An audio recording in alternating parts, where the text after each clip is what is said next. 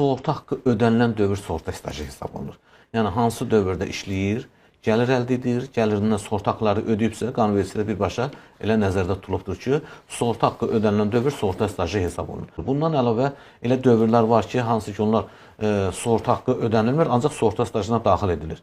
Məsələn, hərbi xidmət müddəti, müddətli hərbi xidmət müddəti, o cümlədən 70 yaşdan yuxarı ahıl vətəndaşa qulluq dövrü, 81-100% orqanizm funksiyalarını pozulmuş şəxsə, yəni birinci dərəcə əlilliyi olan şəxsə qulluq müddəti, 18 yaşına qədər sağlamlıq imkanları məhdud uşağa qulluq dövrü və s. işsizlik müavinətinin verildiyi müddət, hətta xəstəlik, əmək qabiliyyətinin itirildiyi müddət, yəni bülletində olduğu dövr, yəni əmək qabiliyyətinin vəqəti itirildiyi dövrdə təbii ki, sığorta haqqı ödənilmir gəlirlərindən.